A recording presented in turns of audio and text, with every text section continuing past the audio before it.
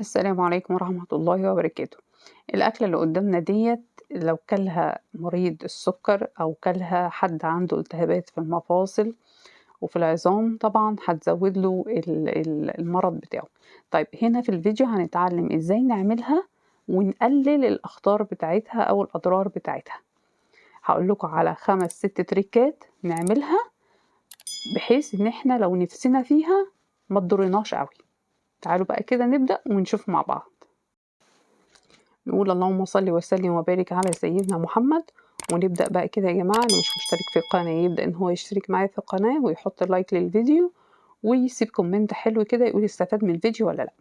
أول حاجة يا جماعة هنعملها إن أنا هستخدم البصل الأحمر اللي قدامنا ده. البصل الأحمر ده وأكتر فيه بقى، يعني أستخدم كده بصلتين 3 كبار أحطهم في الطبخة بتاعتنا ديت. طيب هنكتر ليه في البصل ده؟ البصل ده يا جماعة من أهم الحاجات اللي بتقلل السكر وبتظبط السكر في الدم وبتظبط الضغط. دي أول حاجة هاعملها. فأنا هاستخدم البصل الأحمر وأحط منه كمية كبيرة في صينية البطاطس اللي إحنا هنعملها ديّة عشان نقللها. تاني حاجة هازود الفلفل الأسود وأقلل الملح. تمام؟ يبقى أنا كده أهوّة عملنا أول واحدة البصل. تاني حاجة هاقلل الملح بتاعنا، ويا ريت كمان لو نستخدم ملح الهيمالايا، اللي عنده يستخدم ملح الهيمالايا. هو غالي شوية بس اللي يقدر يجيبه يبقى أحسن، واللي مش عنده هيقلل الملح شوية اللي هو ملح الأكل العادي اللي إحنا بناكله. طيب بعد كده هنعمل إيه؟ هنحط فلفل أسود ونحط فلفل أسود يعني إيه شوية حلوين يعني. الفلفل الأسود ده بيقلل برضه الالتهابات بتاعة المفاصل يعني بيتفاعل مع الحاجات اللي إحنا هنعملها دلوقتي. طيب حاجة تانية بقى كده إن أنا زي ما إحنا شايفين كده مش هاحمّر البصلة، مش هاحمّر البصلة، هادعكها بملح وفلفل وأحطها كده أهوّة، هيبقى طعمها أحلى وأخف من اللي أنا باحمّرها. لمّا باحمّر البصلة التحميرة دي بتبقى تقيلة أوي على المعدة، بتبقى متسبِّكة، فده بيضر. تمام؟ فأنت عشان تقلل الأضرار دي كلّها هتعمل معايا الحاجات اللي إحنا بنقول عليها. طيب هنعمل إيه كمان؟ بُصّوا كده معايا، هنستخدم سمنة بلدي، سمنة بلدي، ولا نستخدم زيت ولا السمن المهدرج اللي إحنا بنعمله، هنستخدم سمنة بلدي. آآ طبعًا أنا كنت باجيب سمنة يعني من اللي طالعين دُولة ومكتوب عليها بلدي ومش عارف إيه وكدهوّة، فطلعت إن هي ولا بلدي ولا حاجة. فإحنا إن شاء الله بعد كده نجيب سمنة بلدي بخيرها كده من الناس الفلاحين اللي بيبقوا قاعدين دُولة، دول بيبيعوا السمنة البلدي الأصلي. لكن أنا اكتشفت إن السمنة اللي أنا جبتها دي وحطيتها مش سمنة بلدي. طيب نعمل إيه كمان؟ بعد كدهوّة نستخدم زي ما إحنا شُفنا كده طماطم إحنا عاملينها في البيت من غير أي مواد حافظة. يعني حضرتِك ولا تحطّي معلقتين صلصة عشان يعني تحمّري بيها الطماطم، ولا تستخدمي صلصة من برّه، لإن الصلصة دي بتبقى فيها مواد حافظة جدًا تعمل التهابات وطعم وألوان وحاجات تعمل التهابات في الجسم وتزوّد الالتهابات بتاعة الجسم. فأنتِ أحسن حاجة تجيبي طماطم طبيعية وأنتِ تعمليها في البيت وتحطيها عندِك في التلاجة أو في الفريزر وتستخدميها، ولا تحطي ولا معلقة من الصلصة بنشتريها في البرطمانات ديّة. طيب هنعمل إيه كمان؟ نغسل البطاطس كويس جدًا، جدًا، جدًا لغاية ما المَيّة بتاعتها تبقى بيضا، لإن إحنا كده هنكون شِلنا كل النشويات اللي فيها. طيب نعمل إيه كمان؟ أقول لِك هنعمل إيه كمان، هنطبخ في حاجات stainless بلاش الحاجات الألمونيا، خصوصًا لو الطبخة بتاعتِك فيها صلصة، لإن الطماطم لو أنتِ حتى تلاحظي لمّا بتحطيها في أي ألمونيا بتلاقي الألمونيا بقت بتلمع وتبرق. ليه؟ لإن هي بتتفاعل وبتنزّل طبقة من الألمنيوم ماشي، مع الأكل. الألمنيوم ده والرواسب ديّة بتترسب في جسمي وتعمل تراكمات وبعد كده تعمل لنا مشاكل كتيرة أوي. أفضل حاجة تطبخي فيها هو الstainless. فأنتِ أول ما تيجي تطبخي طبخة خاصةً لو فيها طماطم، يا ريت ما تطبخيش في ألمونيا وتطبخي في الstainless. شوفي كام حاجة قُلناها بسيطة ممكن إن هي تقلل الأضرار شوية اللي بتحصل لنا في جسمنا. خلاص يا جماعة؟ يبقى دي من ضمن الأضرار اللي إحنا قُلنا عليها، عشان تحاولي تاكلي وتاكلي اولادك او تاكلي اسرتك بطريقه كويسه. بعد كده هتحطي بقى الاكل على النار. وحاجه كمان بقى تعمليها، توطي على الاكل جدا وهو بيستوي. ليه؟ لما بتوطي على الاكل وتطبخيه وهو على نار هاديه، اولا بيحتفظ بالفيتامينات بتاعته، ثانيا الاكل ذات نفسه بيطلع طعمه حلو غير اما بتعلي عليه جامد. يعني ايه؟ يعني ما تبقيش متصربعه وانت بتعملي الاكل فتعلي عليه جامد، فده بيخليه يفقد فيتامينات كتير من اللي هو موجوده فيه. فانت توطي عليه خلاص وتسيبيه بقى يستوي براحته. طيب ايه كمان من ضمن الحاجات اللي احنا ممكن نعملها علشان ناكل الاكله ديت ونقلل الاضرار بتاعتها؟ احنا كده عملنا كام تركه يا جماعه؟ عملنا كتير وكلها حاجات سهله وفي متناول ايدينا. نيجي بقى للتوابل. احنا كنا الاول حاطين ايه؟ ملح وفلفل، صح؟ ايه اللي انا حطيته ده بقى جنزبيل باودر، بودرة الجنزبيل او جنزبيل مجفف زي ما احنا بنقول يعني. طيب بودرة الجنزبيل دي، انا مش عايزه اقول لكم الجنزبيل ده يعني طعمه بيبقى عامل ازاي في الاكل. اولا بيدي طعم وريحه حلوه جدا جدا جدا للاكل. ويعني في ناس كتير ما بتحبش تغلي الجنزبيل وتشربه، بيبقى طعمه صعب يعني بصراحه. طيب نعمل ايه؟ نحطه في الاكل. نحطه في الاكل، يعني في اكله زي كده طعمه ولا هيبان، بالعكس ده هيدي طعم حلو. وعايزه تستفيدي اكتر تعملي ايه كمان؟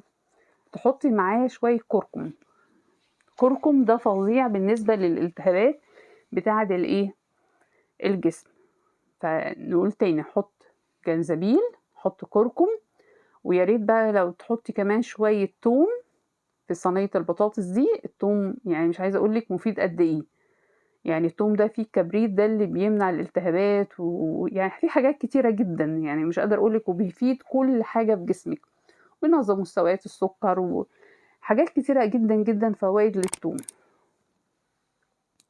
طيب ويا ريت كمان تحطي عليها رشه كمون.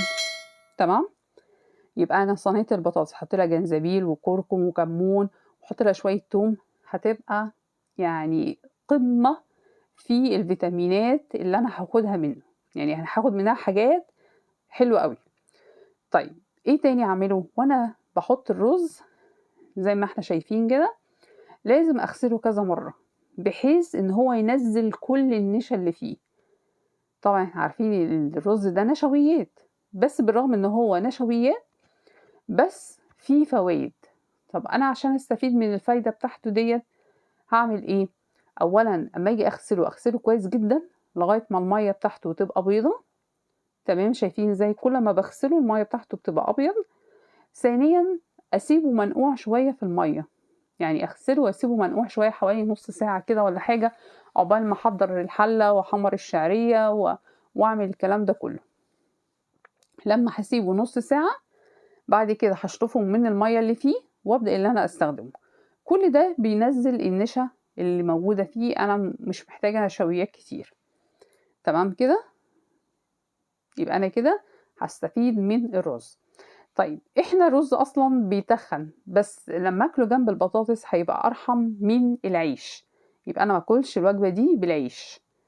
العيش اصلا يعني الحبه بتاعته او القمح بتاعه ما بقوش يعملوه زي الاول بخير ربنا كده القمح الطبيعي، لا بقوا بيحقنوه بيهجنوه، وعلشان كميه المحصول بتاعته تكتر وتكفي الناس. فبقى للأسف العيش دلوقتي بقى بيحتوي على مواد ضارة جدا بالجسم، وبيبقى بسبب المواد اللي فيه ديت بقى بيرفع السكر وبيعمل التهابات في المفاصل وبيعمل أضرار كتيرة قوي. فإحنا مش عايزين، يعني إحنا هناكل بطاطس هو أصلا نشويات. تمام؟ فعلشان نقلل ما ناكلوش بقى بالعيش، ناكله بإيه جنبه؟ بشوية رز. يعني الرز هيبقى أرحم شوية من العيش. يبقى الحاجات دي لو انا عملتها وانا باكل طبخة زي كده يبقى انا قللت الاكل واضراره شوية وانا باكل. تمام يا جماعة؟ فاهميني؟ هتقولي طب ما انتي بتحمري اهوت وحاطه سمنه وحاطه زيت واصلا الرز ده نشويات والبطاطس ده نشويات. بس احنا يعني كبشر ساعات بنكون ممنوعين من حاجات، بس الحاجات ديت بيبقى ساعات نفسنا بتروح لها. طيب عايزين ناكلها، على الأقل ما نيجي ناكلها بس بشكل يقلل الأضرار بتاعتها شوية. يعني الإنسان طبعًا نِفسه هتروح لصينية بطاطس، شوية رز، مش عارف إيه كده، فيبتدي إن هو يقلل أضرارها شوية، والحاجات اللي إحنا قُلناها ديّة هتقلل الأضرار جدًا، جدًا، جدًا، وهتخلّي الأكل خفيف، وبدل ما يضرني مثلًا 100% هيضرني مثلًا 20%. تمام، وبعدين إحنا مش هناكله كل يوم، إحنا هناكله يعني إيه، على فترات متباعدة، مش كل يوم هاكل رز وبطاطس، رز وبطاطس.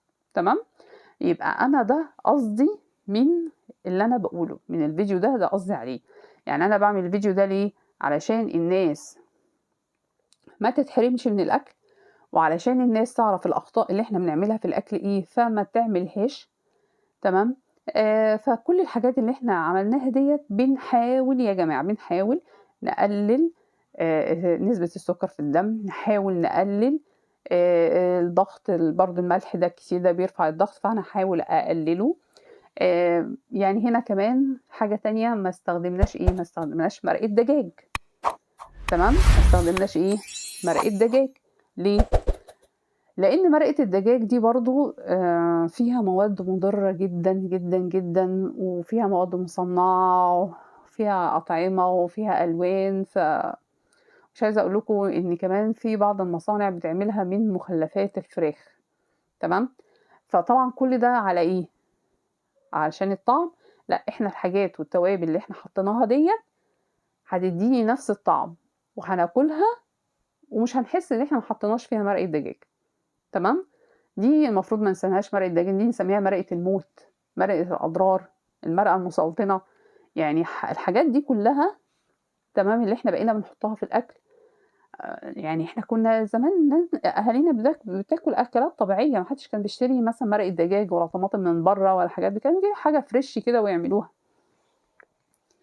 تمام، فأرجوكم يعني الحاجات اللي إحنا قُلناها دي ما تستهونوش بيها في الأكلات بتاعتكم، ما تستهونوش بيها يا جماعة في الأكلات بتاعتكم، أو تقولوا ما الناس بتاكلها من سنين وما حصلهمش حاجة. لأ، بيحصل لهم، بيحصل لهم حاجات كتير كمان، ومش لازم يحصل لك في ساعتها، ومش لازم كلنا يحصل لنا في نفس الوقت.